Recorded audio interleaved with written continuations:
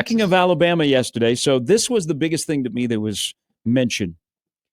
Greg McElroy, former quarterback under Nick Saban, and then Lane Kiffin, who I think is just trolling. He's just adding to it because it is talking and trolling season. He told some girl to come to the SIP yesterday on Twitter, the very little time I spent on the app. Oh, we'll talk about the Lane train. He also had a really cool tribute to his dad. So the inside of his sport coat had pictures of him and his dad. Nice. Really, really cool.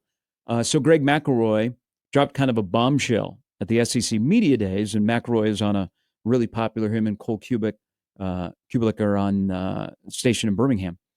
And he said that he was told by someone very much in the know that Saban would return to coaching at some point. And then McElroy said he was adamant about his prediction. There you go, Matt. If rule doesn't work out. No. I can't wait for the Netflix documentary where Nick Saban coaches a high school football team. That would be and wins, like takes over. Be like the team, White Shadow, like goes to Texas or goes to Georgia, goes to Alabama, takes over like a middling team. They bring in the cameras, and then they do like an 8-part docu-series of him coaching high school football. Wyoming coach Nick Saban. That would be incredible. So I find this hard to believe. I don't think he's coming. No, but I don't buy it at all. But then I start start connecting dots and thinking, could this be pulled off? Now remember, he's 74. Bill Snyder was 137. That doesn't mean anything. So game day wants to get younger. Corso out, Saban out. Yeah, they got younger. But for a moment here, there's two things about this. I just don't see him. Now, he still has an office in the football facility at Alabama. So he goes to work kind of on the regular. He's not around DeBoer, but he's in the football office. Sure. I think Coach K has something like that too. Yeah, where he had his office for a while. But let's say things don't go so well in Tallahassee. Okay, so the only way he would come back, and again, I don't think he will. So would be a job that is already kind of ready-made that just needs a Saban touch. So someone threw out last night the Bills. No, I just don't see that. But the other part of this conversation about Saban is tech, because he's the greatest of all time. He's 70. I'm pretty sure he's 74. He looks great. He does look great. Cream pies for breakfast. He's in his wheelhouse, being in the media. How many schools, major college football programs, if Nick Saban's agent called your athletic director up this morning and you're listening and said, "Hey, Nick would like to be your head coach," how many ADs would fire their current head coach immediately to get a 74-year-old Nick Saban to take over? It'd be easier to tell you the ones that wouldn't. I don't think Ohio State would. I don't think Clemson would. I don't think Georgia would. I don't think Notre Dame would.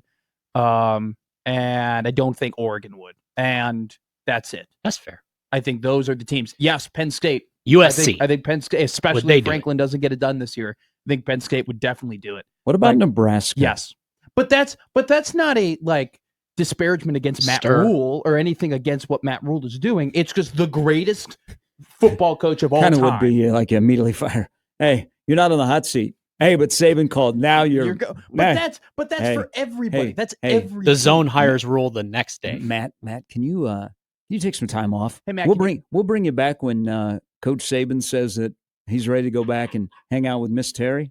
So this is a half serious one, half serious, half kidding, because I don't know if they fully have bended the bridges. But Brian Kelly ends up having a bad season at LSU. Tiger fans will forgive quickly. So I see I see where you're going here. I don't know that he would do that to LSU. See, this is a fun July 15th conversation because I just don't see it. Because look, he left, and I understand why they were mad. What about and then he comes back to the rival, and then he ends up winning all those titles. But at the same time, you can't deny how great he is, and you can't deny the things that he accomplished while he was your coach. And I think also, too, when you go through the Brian Kelly experience, and if the Brian Kelly experience doesn't go well, you'll take anything. You'll take anything. Like even at Notre Dame, when Brian Kelly was winning, it wasn't like the Brian Kelly experience was like the greatest thing of all time. That everybody was so happy that he was the Irish's head football coach. Now, if he doesn't win at LSU, it's going to be even worse. So I think that you think people at LSU are upset at Saban? They get over it.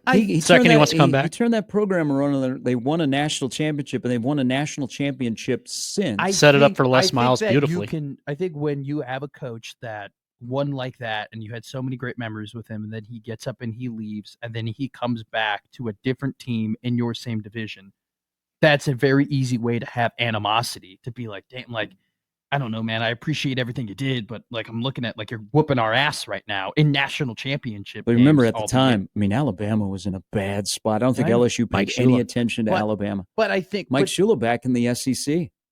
But you don't think it's stung? He is with Shane Beamer, I think. He's an analyst or the OC. You don't think it stung in 2010 when Saban beat LSU in that mega championship game that LSU lost the title to the guy who used to be on their side? That was 2011. 2011. Yeah, beat Les Miles. 21-0, 7 field goals. Yeah. Great game. Well, by that point, I think they were ready to say, Les, you're in a gots-to-go situation. Yeah. I think they've won a couple of national titles since then. Maybe it has lessened it. Yes. That's what I agree with that. I've never heard like an animosity. He left it better than he found it. They were really bad before him. He definitely did. So they were mediocre before him. So he left. I mean, he left Michigan State better than he found it. Mm-hmm. He left LSU better than he found it. He has left Alabama better than he found it. No comment on the Dolphins because he didn't want to be there anyway, and I get that. Yeah. It's okay. I don't think all this to say, I think if Saban was available, LSU fans would absolutely go, yes, please. Let's do it. Let's do it right now. We don't care. He's 73, by the way. SC and Texas Tech, those would be my two schools I think would reach out. Because Tech, they're going to, whatever, name your price. South Carolina? No. The Southern California. Oh. Not that I picture that. See, I don't think of an on-field. Texas? I think he would love, I think he misses the daily interaction, but he doesn't want to do the Saturday. So is there a role? Likes the teaching. Is there a role where I can be around the fellas? You don't think he likes the Saturday? I don't think he'd come back for the Saturdays. I think he would like to be involved where you're talking ball with coaches and you are around players. Helping people get better. But you don't have the responsibility of being the head coach. Analyst? Well, I feel like... Well, I don't know. Is he kind of that at Alabama in a roundabout way? Oh, I think so. Or DeBoer you don't think pitch if things DeBoer off him? sent him something and said, hey, do you mind watching this and getting back to me? Honestly, if I was an Alabama fan, I would be pissed if Kellen DeBoer at some point didn't use Nick Saban as a resource, especially on the defensive end, which one of the best things about Nick Saban being just retired is he now just sits in front of a camera and breaks down defenses.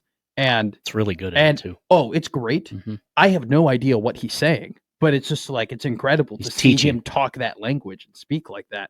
Well, he used to do a segment on his coach's show. Yeah. Where they would just let him break down film. It was fantastic. And they shot it like within a couple of hours after the game was over. So everything was fresh. So this time last year, it came out that Kyle Shanahan had called Bill Belichick and essentially offered him to be the defensive coordinator of the San Francisco 49ers. And Belichick was like, I don't mean to act like I'm bigger than the job, but I'm doing some other things. I'm looking to get back in head coaching. Coach, I just want to work with you. Yeah, I appreciate it, but I'll politely say no. I wonder if someone has reached out to Saban maybe in that capacity of like, hey, do you want to be a DC? Like we can just give you the defensive room and you could be head coach of the defense. You don't have to do media. You worry about your guys. You don't have to. I don't think you don't have to worry about recruiting. You don't have to worry about the portal. I don't think an on-field responsibility job. I think it'd be more of behind the scenes. Quiet. I'm a sounding board. Yeah. I'll be there for you. But let's watch I don't want to recruit. I don't want to coach on Saturday. But McElroy's saying that he wants to get back into coaching. I don't think when he says that, I don't think analyst. I don't think behind the scenes. I think of him like on the sideline. Teaching. Really, yes, like really coaching. And also, too, I've always thought that the reason he left Alabama wasn't because, he didn't want to coach on Saturdays anymore. It's because, and he tells the story of, Miss Terry saying, hey, what are we doing anymore? Because all of these parents are just asking me for money, So I think maybe if you can just convince them, hey, you just get to, honestly, if you just go up to Nick Saban and say, you pick your job, man, you pick what you want to do. Like, what specifically do you want to have your hands in, and do you want to operate? And if it's being the DC or like a linebackers coach, hell yeah. If it's being an analyst, great. That's what I would do. He would only do that For if Alabama. it was at a. I don't think he'd do it to Alabama. I think he'd only do it at a program where he has a direct connection to the head coach, because there's no head coach that would bring in Saban and let him do that and be like, "Oh, this is great. That's great. We lost. It wasn't Saban's fault. You couldn't. And now Saban should be the head coach." So that's the Paul! thing too. You can't, like, if you're Shane Beamer, you cannot bring Nick Saban to South Carolina. You can't have him in that building every day, because immediately, as soon as you lose a game that you're not supposed to lose, you go, "Hey, let's hire the greatest coach of all time." Saban and Phil Snow in the ears of Matt Rule. Maybe Saban just wants to be John Gruden. I don't think he does, because I don't think McElroy, which, by the way, like, I'm not fully buying that he wants to get back into coaching, and I don't think it's. But if he for sure didn't want to, you think he would make the statement of like, "Hey, I have no interest whatsoever. I am totally fine." He's 74, and you'd have to go to a program that was basically ready-made from the structure. Oh. It takes a lot of energy, man. Hey, I think the best thing for Nick Saban is what he's doing now, and he's around the game. He's around the game. He's talking ball, and he's still kind of attached in Tuscaloosa. You never lose. Where you always win. He wants to help Kellen DeBoer, and they'll have him as long as they, he hasn't separated himself from Alabama. Now, I don't know that. I just don't see him doing a Bill Snyder. Tim Cook, Tim in our YouTube chat goes ahead and says, ITC. "Do you think he could hook up with the man at North Carolina?" Hubert Davis? No, Bill Belichick. Right. That'd be juicy. Hey, they're friends. They work together with the Browns. Best friends, yes. They beat the Cowboys in '94. Defensive coordinator. Well, we don't know. Maybe he has helped out North Carolina football. I don't doubt that. I don't doubt that. So that's where I think he's probably helped out quite a few programs and just advice. And you would have, if Bill Belichick and Nick Saban were coaching together at North Carolina, every one of their games would be on ESPN. It wouldn't even be funny. They'd be like, "Yeah, we got the Tar Heels on the ACC network this week." No, you don't. That's on ABC. We don't care. They're playing Mercer.